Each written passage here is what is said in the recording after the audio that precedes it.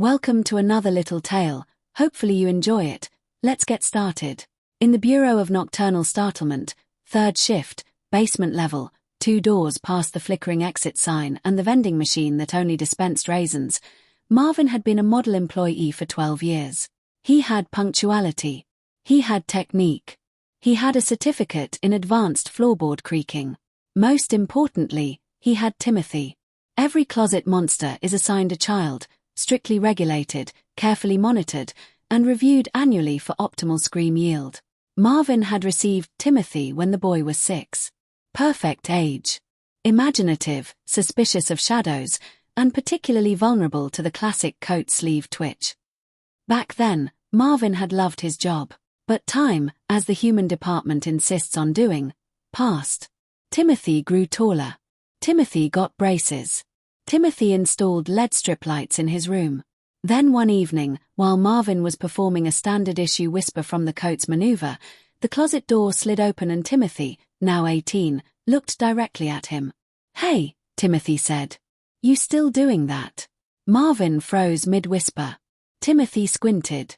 "You're the closet guy, right? From when I was little." Marvin slowly retracted the whisper. Timothy leaned against the doorframe. "Honestly, man, respect the commitment. But I've got an economics exam tomorrow." Then he closed the door again. 2 nights later Marvin received a pink envelope. No monster ever wanted a pink envelope. Notice of termination. Subject: human subject aged out. Status: unemployed. Please return issued shadows and 2 whispers. Marvin stared at the letter for a long time. Then he packed a suitcase. Closet monsters are not supposed to leave assigned closets. The handbook is very clear on this point. Unfortunately, the handbook is also very heavy, and Marvin used it to prop open the door. He climbed out into the bedroom. The world outside the closet was enormous. Bright. Alarmingly vacuumed. Marvin crept toward the bedroom door. Just as he reached the hallway, Timothy's bedroom light flicked on. Marvin dove behind a laundry basket. Timothy shuffled out, half asleep, holding his phone. He stopped 3 feet away from Marvin's hiding place and yawned. Marvin held his breath. Timothy scratched his head, muttered something about needing water, and wandered off to the kitchen. Marvin remained perfectly still for another 3 minutes. Then he ran.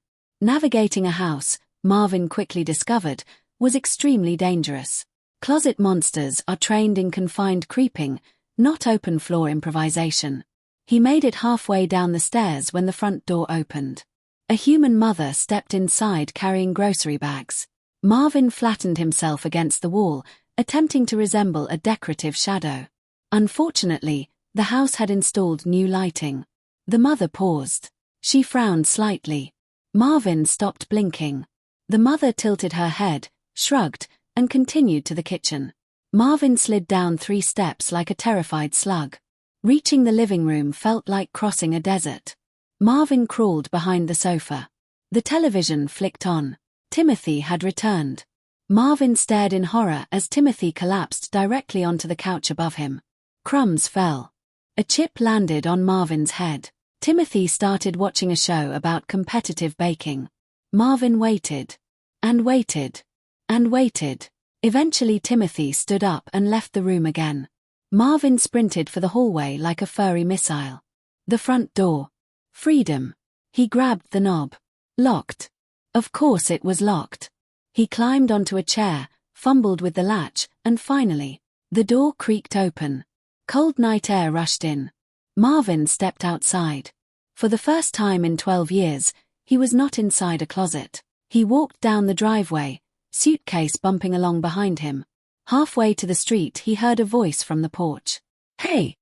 Marvin froze. Timothy stood in the doorway holding a glass of water. They stared at each other. For a moment neither spoke. Then Timothy shrugged. "Good luck out there, man." He closed the door. Marvin stood under the streetlight, stunned. Then he smiled. Because the night was enormous. And if humans had closets, then surely the world had millions of them. Marvin picked a house at random, marched up the path, and opened the first slightly ajar wardrobe he could find. Inside was darkness. Perfect. He hung up his coat, cleared his throat, and practiced a whisper. Just in case someone small still believed in monsters. Thank you for listening to our tale. Hopefully you enjoyed it. Until next time, as always, be well.